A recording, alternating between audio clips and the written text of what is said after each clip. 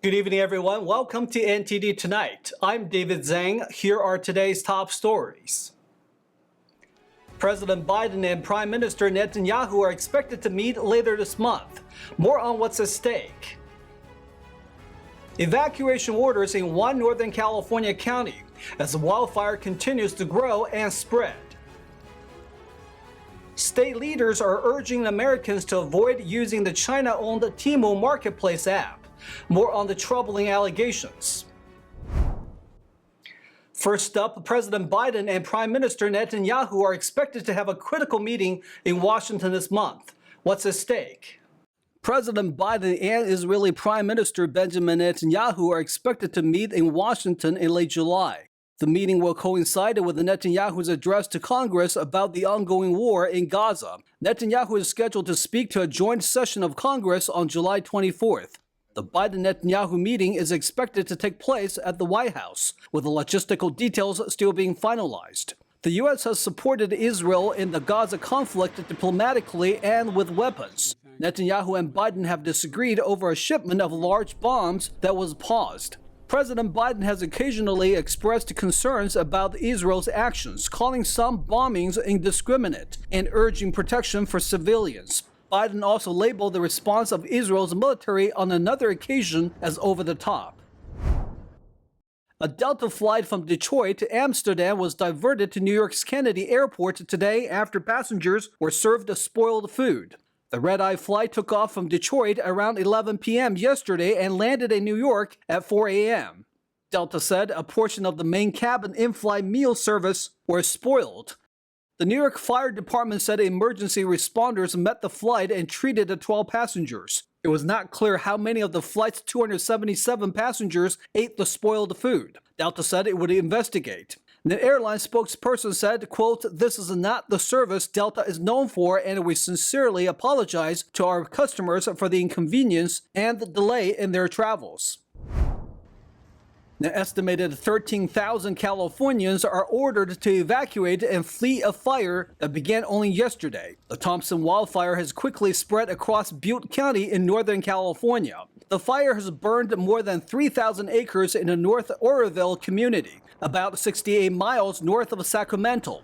Over 500 firefighters are battling the blaze, which isn't contained at all. It began in a sparsely populated area but is now moving toward a small town. Local news media and photos shared on social media show houses and vehicles on fire. The cause of the Thompson wildfire is still under investigation. Red flag warnings are in effect throughout California, including in the fire zone. Extreme heat, gusty winds, and low humidity increase wildfire risk. We have got updates on Hurricane Beryl currently in the Caribbean Sea. Tropical storm force winds from the Category 4 storm are now hitting Jamaica. Jamaica's government says the country is prepared for the hurricane. Authorities activated over 800 shelters. The National Hurricane Center says Beryl will deal a devastating blow to the island even if it misses a direct landfall. It's still too early to tell, but South Texas could be in Beryl's trajectory. The region could see heavy rain and flash floods this weekend, depending on where the hurricane hits Mexico tomorrow. The FDA is investigating a death linked to mushroom-infused sweets. The agency wants to revoke the use of brominated vegetable oil in food items due to safety concerns. NTD's Christina Corona tells us more on the recalls.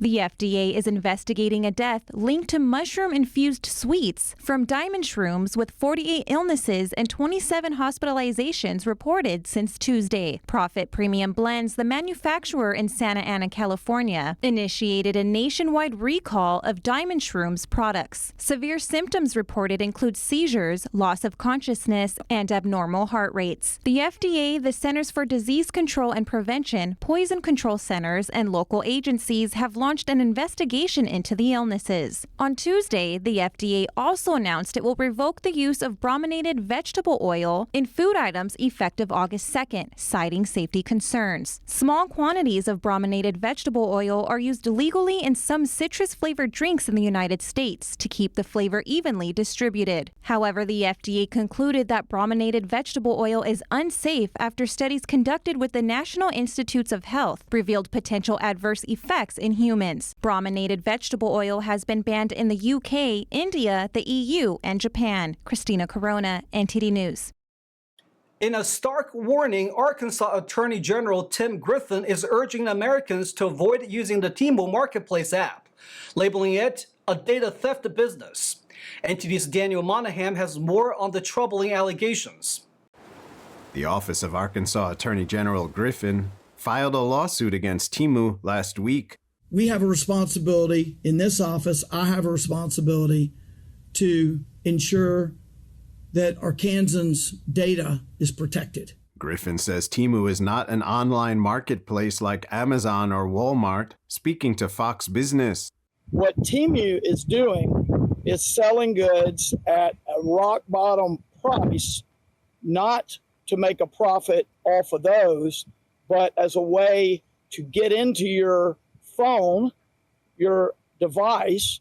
The Attorney General says the next step is going after your data. Not just traditional consumer data, but using malware, spyware to have complete access to your information. Griffin says a peek behind the curtain of who owns Temu makes the allegations more ominous.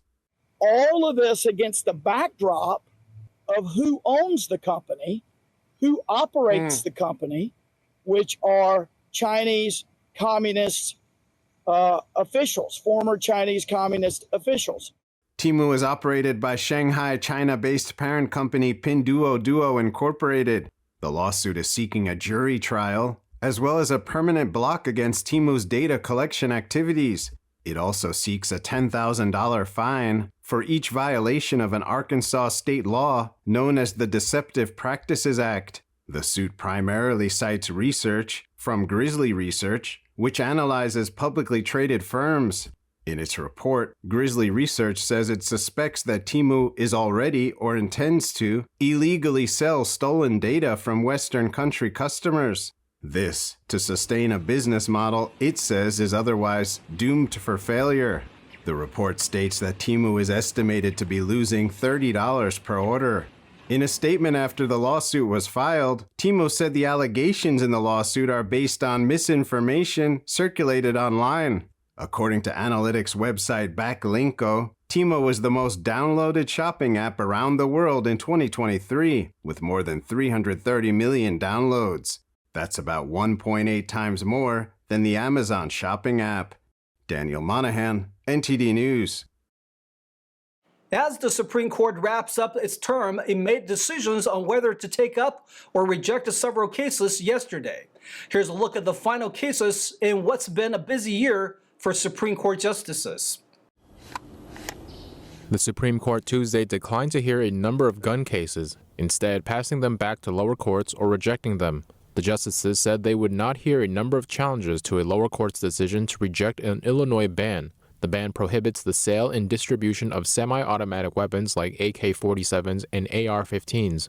The justices also directed lower courts to hear challenges to New York State's ban on firearms in so-called sensitive places, as well as challenges to federal laws that prohibit people convicted of serious offenses and drug users from possessing guns. In its next term beginning in October, the Supreme Court will rule on the Biden administration's crackdown on so-called ghost guns. These are firearms that are assembled at home using individually bought components.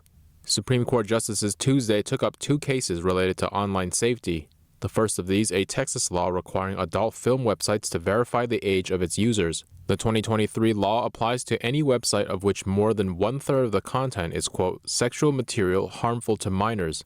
These websites must require all users to submit personally identifying information to access them. A coalition of civil liberties unions, free speech advocates, and adult industry unions challenged the law. They said it violates users' privacy. A lower court upheld Texas's decision, but the Supreme Court Tuesday agreed to hear the challenge. In a social media case, the court declined a bid to revive a teenager's lawsuit against the platform Snapchat. The teen says the company failed to protect its underage users from sexual predators. The petitioner was sexually assaulted by a female teacher starting when he was 15 in 2021. 36-year-old Bonnie Guess-Mazok was accused of using Snapchat to groom the boy. She pleaded guilty to sexual assault and was sentenced to 10 years in prison. The victim sued Snapchat's owner for negligence. Lower courts ruled the company was protected from liability for content posted by users. The Supreme Court Tuesday upheld that decision. And finally, the Supreme Court rejected a challenge to the power of the Occupational Safety and Health Administration. An Ohio contractor sued OSHA for its workplace safety standards. The company claims that by giving OSHA the authority to frame regulations, Congress violated the Constitution's separation of powers. The Supreme Court upheld a lower court's decision to throw out the challenge. We'll take a short break now, everybody, but here's a look at what we have for you when we come back. Hiking is set to be one of America's popular outdoor activities. NTD hits the trail with experts to learn about hiking tips.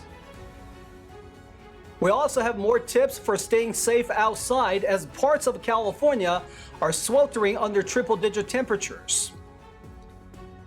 There is a new arrival at Brookfield Zoo with a penguin chick adjusting to its new home. Those stories and more coming up on NTD Tonight.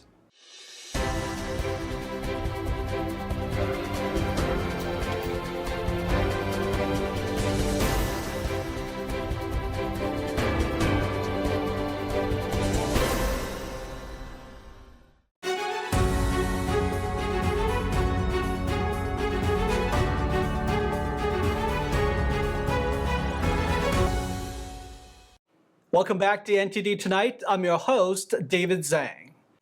According to Statistica Research, in 2023, more than 61 million people in the U.S. participated in hiking activities at least once last year, the highest figure recorded in the country since 2010. With the trail safety in mind, an experienced ranger tells NTD more about hiking tips. Hiking involves moving through trails or footpaths. Chris Beressi shares some of his wisdom from over 20 years as a ranger in Northern California.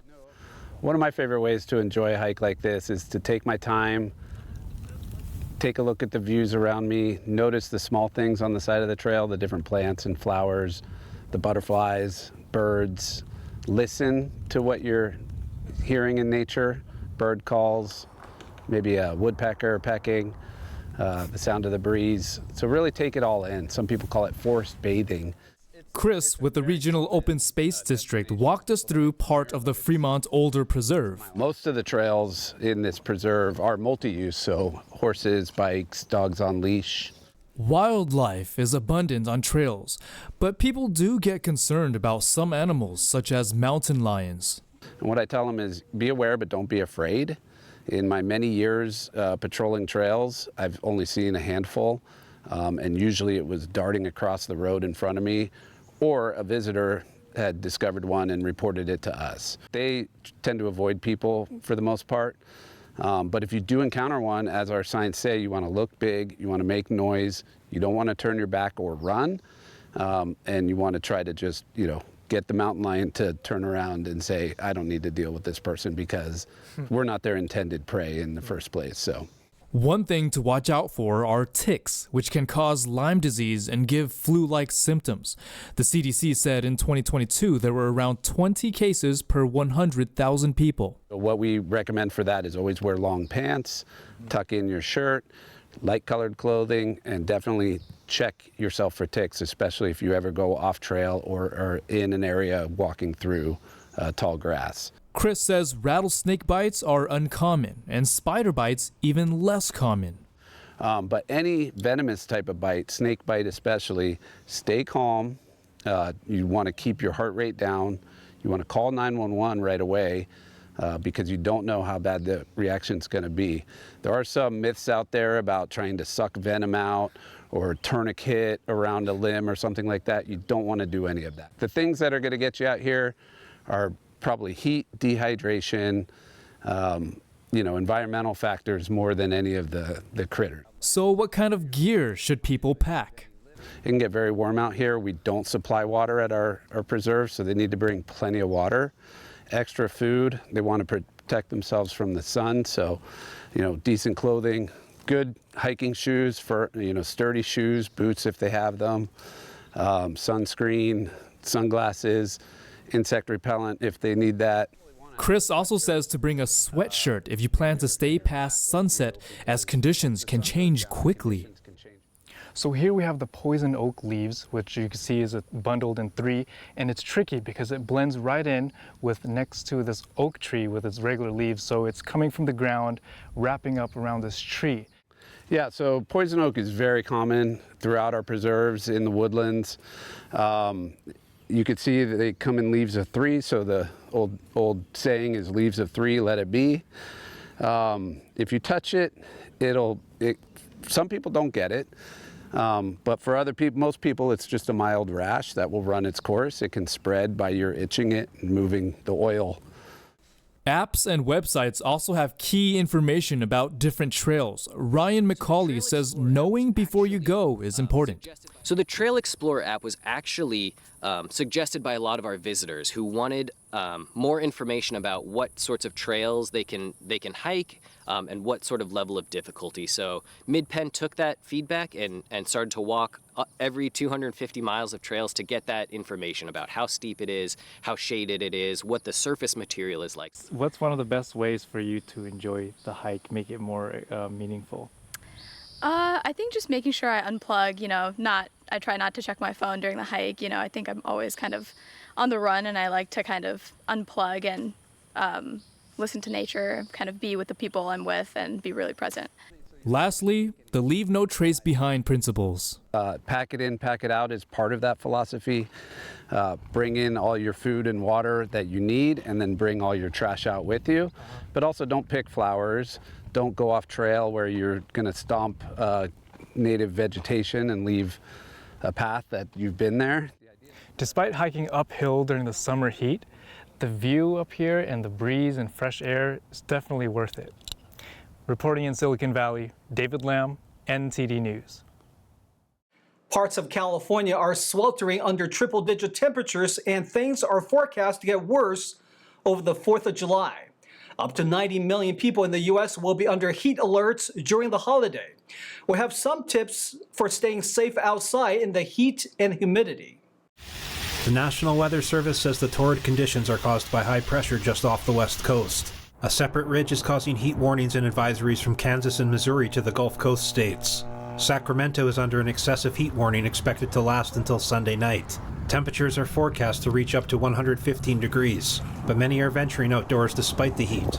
Sitting in the house in that type of heat is pretty miserable at times, even with air conditioners. So, we just decided to come out and get some air and enjoy the heat outside versus inside. Some favor going out for an early morning dip to stay cool. It's going to be up in the 110s, 115s, and everyone's talking about it. And I just come down here in the morning, and no one was here. Where the water right now is probably, the American River is probably in its 50s. So a couple dunks in that, and it cools you right off. Ice cream figures heavily into the quest to stay cool. I'm just trying to get ice cream and stay indoors. Try to walk in the shade. Many enjoy exercising outside, regardless of the heat. A doctor shares some tips for keeping safe while exercising in extreme heat. We usually recommend early mornings and later evenings in the summertime just to stay away from those times of maximal temperature. Staying hydrated is a crucial component in staying safe in high heat and humidity. How long of a duration are you going to be exercising for? Because that will help determine how much water you need to bring with you. Is that a 12-ounce bottle? Is that a 24-ounce bottle? And that can vary. Being mindful of your body's signals while exercising outdoors is critical, as heat stroke and related issues do exhibit warning signs. The CDC says muscle cramping may be an early indication. If you feel faint or weak, stop all activity and get to a cool place. The symptoms can be wide and varied. It can just be a little bit more fatigued, sluggish, headaches, lethargy, even feeling some nauseousness or just feeling out of sorts. An analysis by the Associated Press found that heat was listed as the cause of death or a contributing factor for more than 2,300 people in the U.S. last year. This figure set a record. The CDC says to call 911 immediately if you have signs of heat stroke. Symptoms include high body temperature, hot, red, dry, or damp skin, and a fast, strong pulse. McDonald's has a new Japanese-inspired sauce. It's based on a popular anime series. McDonald's is introducing a new special grade garlic sauce as the company partners with the anime series Jujutsu Kaisen. Inspired by the iconic black garlic sauce from McDonald's Japan, the sauce contains notes of garlic and soy sauce balanced with a slight tangy sweetness. It will be available on the McDonald's app starting July 9th. Each sauce packaging features a character from the series. There are 8 different designs. Each purchase of the new special grade garlic sauce unlocks a free 30-day trial of Crunchyroll, the massive anime and manga streaming platform. A new Humboldt penguin chick is thriving at a Chicago zoo. The hatchling has adjusted successfully to its new home under the care of veteran penguin foster parents. NTD's Christina Corona has more details on the new arrival. Brookfield Zoo Chicago released a video of a 1-month-old Humboldt penguin chick that recently hatched with the help of 2 foster penguin parents. The egg, originally laid at Columbus Zoo and Aquarium, was transferred to Brookfield Zoo, where penguins Divot and Rosie incubated it until it hatched on May 28th. This collaboration is part of the Association of Zoos and Aquarium Species Survival Plan, aimed at enhancing genetic diversity and sustainability of wildlife. Humboldt penguins, native to Peru and Chile's coasts, are classified as vulnerable by the International Union for Conservation of Nature, according to a press release from Brookfield Zoo. 2 more chicks from the Brookfield Zoo penguin colony hatched on May 19th and February 19th. Christina Corona, NTD News. Stay tuned for China in Focus with Tiffany Meyer coming up next. A rare deportation. A chartered plane is sending over 100 Chinese nationals back to China, marking the first large-scale removal of its kind in 5 years. More on China in Focus with Tiffany Meyer at 9:30 p.m. Eastern. And that's all we've got for you tonight. We'd like you to join us again on NTD Tonight every weekday at 9 p.m. I'm David Zhang. Have a wonderful evening.